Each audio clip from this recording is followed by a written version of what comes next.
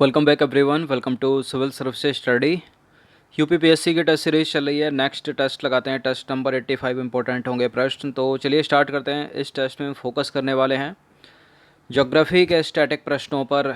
Most important है सारे के सारे। कोई भी प्रश्न एग्जाम में सीधा सीधा टकरा सकता है, डायरेक्टली एंड डायरेक्टली। चलिए स्टार्ट करते हैं। आज डेट है कितनी, 12 जून 2020।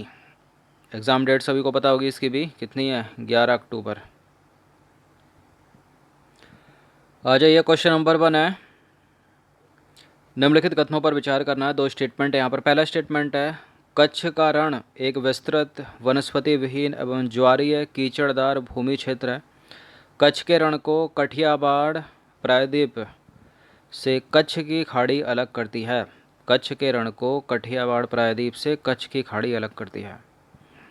देखिए करेक्ट है पहला स्टेटमेंट। जो कच्छ का रण है वो एक वनस्पति विहीन और ज्वारीय कीचड़ है, और कच्छ के रण को कठियावाड़ प्रायद्वीप से कच्छ की खाड़ी अलग करती है। तो करेक्ट है दोनों के दोनों स्टेटमेंट, सी है इसका आंसर। तो कच्छ का रण एक विस्तृत वनस्पति विहीन ज्वारीय कीचड़दार भूमि क्षेत्र है, और कच्छ के रण को कच्छ की खाड़ी कठियावाड़ प्रायद्वीप से अलग करती है। इस निम्न स्थलीय दलदल क्षेत्र की मृदा में नमक की जो मात्रा है वो उच्च है, जिसके कारण यह पूरा क्षेत्र जो है लगभग बंजर और उपजाऊ है। क्वेश्चन नंबर 2 पर आ जाइए। पहला स्टेटमेंट है, काली मिट्टी में नाइट्रोजन तथा फास्फोरस की अधिकता पाई जाती है। काली मिट्टी खट्टे फलों की खेती के लिए उपयुक्त होती है। खट्टे फलों की खेती के लिए उपयुक्त होती है, फिर कपास के लिए। काली कपासी मृदा, रेगुर मृदा बोलते हैं ना, लेकिन खट्टे फलों की खेती के लिए उपयुक्त होती है। दूसरा स्टेटमेंट करेक्ट है, पहला स्टेटमेंट गलत है। ये काली मिट्टी जो होती है इसमें नाइट्रोजन फास्फोरस की अधिकता नहीं होती, कमी होती है, कमी। मतलब इसमें जो ह्यूमस होता है वो नहीं होता है। तो केवल 2 करेक्ट है यहाँ पर, पहला वाला नहीं है।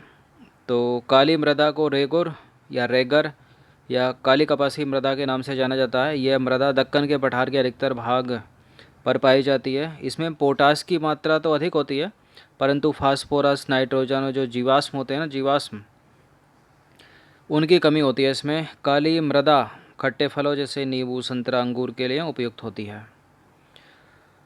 क्वेश्चन नंबर 3 पर आ जाइए। निम्नलिखित कथनों में से कोई एक असत्य है यहाँ पर। पहला स्टेटमेंट है, आर्द्र भूमि जटिल पारिस्थितिक प्रणालियाँ हैं जिसमें अंतर्देशीय, तटीय और समुद्री प्राकृतिक वास का व्यापक श्रृंखला पाई जाती है। मॉन्ट्रिक्स रिकॉर्ड का संबंध अंतर्राष्ट्रीय महत्व की आर्द्र भूमियों से है, और 2 फरवरी 1971 में विश्व के विभिन्न देशों ने ईरान के रामसर में विश्व की आर्द्र भूमियों के संरक्षण के लिए एक संधि पर हस्ताक्षर किया था। कौन सा इसमें जो है वो गलत है, बताइए। देखिए इनमें से कोई भी गलत नहीं है, सारे के सारे करेक्ट हैं। तो इसका आंसर क्या हो जाएगा, फ़िलहाल ऑप्शन नंबर डी हो जाएगा।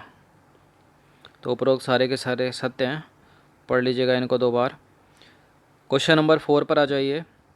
निम्नलिखित कथनों पर विचार करना है। 2 स्टेटमेंट है यहाँ पर। पहला स्टेटमेंट है, राजमहल की पहाड़ियाँ मालाबार तट पर अवस्थित हैं और रेगमा की पहाड़ियाँ पूर्वोत्तर भाग में स्थित हैं। राजमहल की पहाड़ियाँ मालाबार तट पर और रेगमा की पहाड़ियाँ पूर्वोत्तर भारत में स्थित हैं। कौन सा करेक्ट है इसमें? अच्छा, तीसरा स्टेटमेंट भी है, लोसाई की पहाड़ियाँ मध्य भारत में स्थित हैं। अब बताइए कौन सा। देखिए पहली बात तो केरल का तट है ना मालाबार तट, और राजमहल की पहाड़ियाँ पाई जाती हैं पूर्वी भाग पर भारत के, तो एलिमिनेट करो इसको। रेगमा की पहाड़ियाँ पूर्वोत्तर भारत में पाई जाती हैं, तो ये वाला तो करेक्ट हो जाएगा, दूसरा वाला। लोसाई की पहाड़ियाँ मध्य भारत में स्थित हैं, ये भी गलत है। तो सही यहाँ पर एक से तो सारे कट जाएंगे, आंसर आराम से निकल जाएगा, केवल 2 सही है।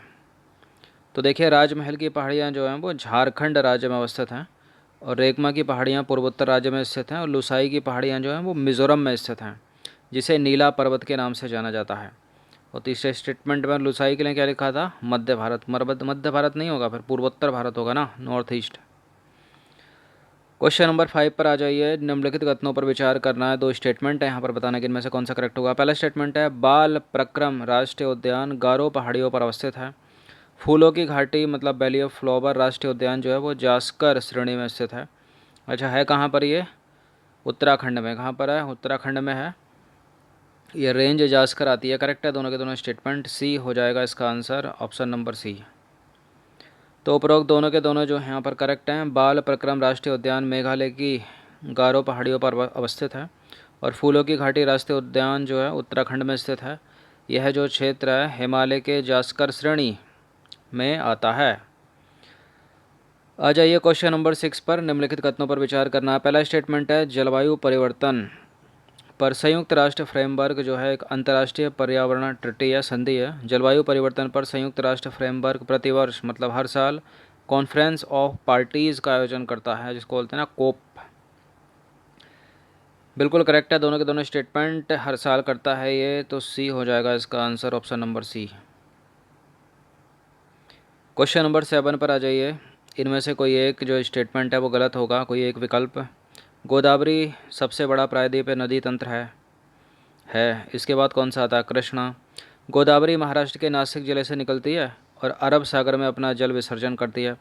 इसे दक्षिण गंगा के नाम से भी जाना जाता है, और इंद्रावती इसके बाईं ओर से आकर मिलने वाली एक महत्वपूर्ण इसकी सहायक नदी है।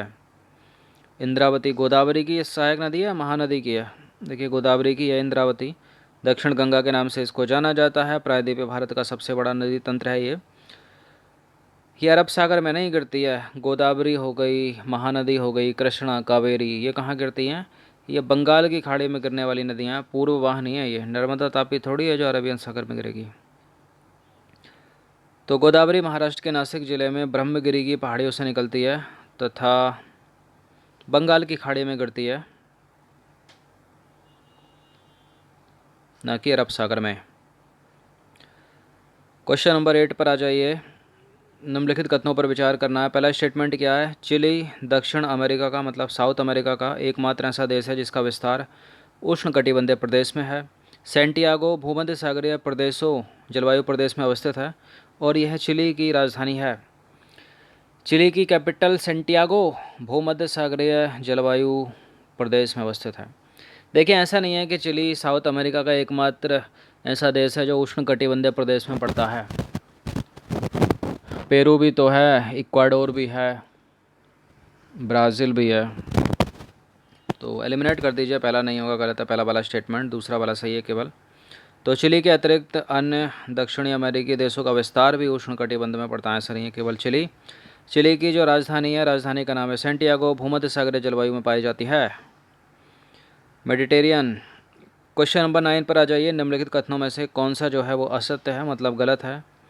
मैस्ट्रो यूएस एवं कनाडा में रॉकी पर्वत के पूर्वी ढाल पर प्रवाहित होने वाली स्थानीय पवन है। चिनूक संयुक्त राज्य अमेरिका के पर्वतीय क्षेत्र में बहने वाली स्थानीय पवन है। व्रिक फील्डर उत्तरी अफ्रीकी क्षेत्र की स्थानीय पवन है, और सेंटाइना ऑस्ट्रेलिया के विक्टोरिया प्रांत की स्थानीय पवन है। कौन सा वाला करेक्ट है? इनकरेक्ट है, गलत ढूंढना है ना हमको, इनकरेक्ट ढूंढना है, असत्य ढूंढना है। ये तो सत्य है, सत्य है, सत्य है। ये गलत है, मतलब ऑप्शन नंबर यहाँ पर गलत हो जाएगा। पूर्वी ढाल पर थोड़ी है, मेडिटेरियन में पाया जाता है ना, और यूएसए कनाडा क्षेत्र में भी नहीं है। तो ए को हटा दीजिए, एलिमिनेट कर दीजिए। तो देखिए मैस्ट्रो जो है भूमध्य सागरीय क्षेत्र के मध्यवर्ती भाग में चलने वाली स्थानीय पवन है, ना कि यूएसए में कनाडा में। यूएसए कनाडा में मेडिटेरियन में थोड़ी पड़ता है, और पूर्वी ढाल पर नहीं है, वो मध्यवर्ती ढाल पर है, मध्यवर्ती भाग पर। क्वेश्चन नंबर 10 पर आ जाइए। निम्नलिखित कथनों पर विचार करना है। पहला स्टेटमेंट है विश्व का सबसे ऊंचा सक्रिय ज्वालामुखी पर्वत का नाम क्या? कोटोपैक्सी, सैंटियागो में स्थित है। ओयाशिबो में क्यूरोशियो की जलधारा के मिलने के कारण जापान में मत्स्य के विकास के सहायक कारणों में एक हैं। देखिए ओयाशियो में क्यूरोशियो की जब धारा मिलती है, जलधारा मिलती है, तो जापान में जो है मछली पालन का जो है विकास होता है, वो एक कारण है उसका। विश्व का सबसे ऊंचा सक्रिय ज्वालामुखी एक्टिव वॉल्केनो कोटोपैक्सी जो है ना, वो इक्वाडोर में स्थित है, सैंटियागो में नहीं है, चिली की कैपिटल में नहीं है। तो केवल दूसरा यहाँ पर करेक्ट हो जाएगा, पहला नहीं।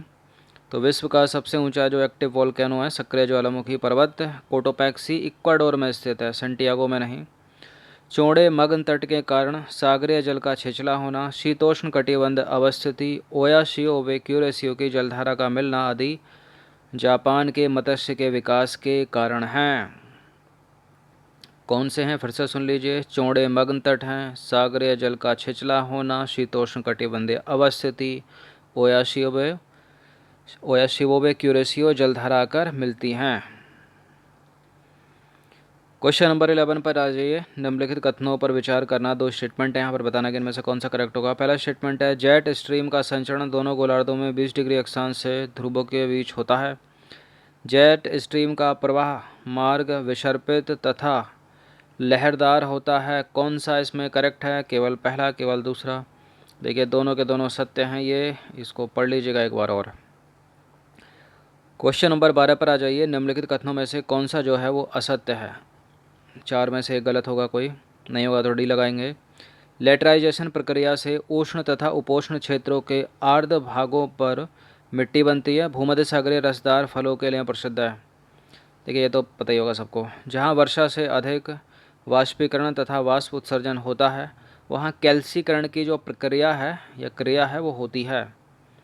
ये तीनों के तीनों करेक्ट हैं, गलत कोई है नहीं इसमें। तो हम इसका आंसर क्या लगाएंगे, ऑप्शन नंबर डी। उपरोक्त सारे के सारे सत्य हैं, इसको पढ़ लीजिएगा 2 बार। जैसे लेटराइजेशन प्रक्रिया से उष्ण तथा उपोष्ण क्षेत्रों के आर्द्र भागों पर मिट्टी बनती है। भूमध्य सागरीय रसदार फलों के लिए प्रसिद्ध। जहाँ वर्षा से अधिक वाष्पीकरण तथा वाष्प उत्सर्जन होता है, वहाँ कैल्सीकरण की प्रक्रिया होती है। क्वेश्चन नंबर 13 पर आ जाइए। निम्नलिखित कथनों पर विचार करना। पहला स्टेटमेंट है, पछुआ पवने एक ठंडी हवा है। पछुआ पवने ठंडी हवा थोड़ी होती हैं, गर्म पवने होती हैं ना, वो एलिमिनेट करिए पहले को। दूसरा स्टेटमेंट है, कोरियोलिस बल के कारण वायु की दिशा उत्तरी गोलार्ध में घड़ी की सुइयों की दिशा के विपरीत होती है।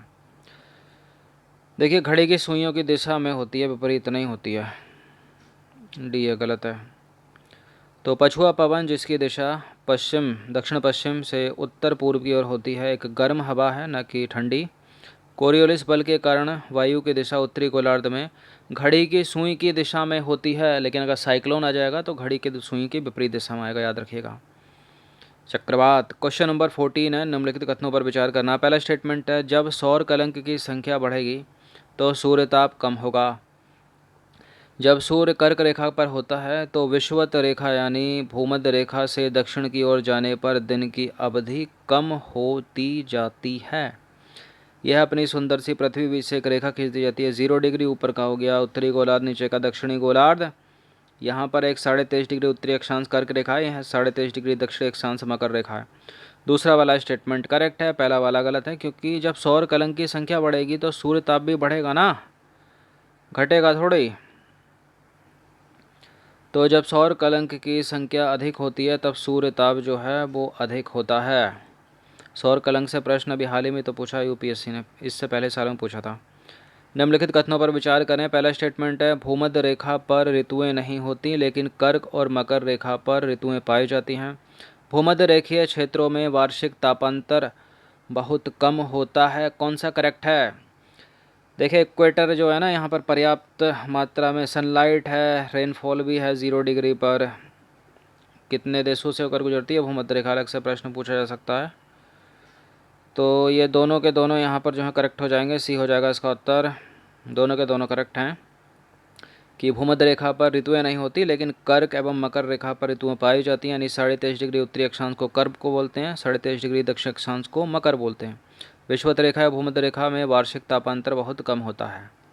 जो एवरेज निकलेगा वो मतलब इतना है, टेम्परेचर जो है वो अधिक नहीं होता, ऑप्टिमम टेम्परेचर यहाँ पर पाया जाता है। पर्याप्त मात्रा में रेनफॉल है, वर्षा है।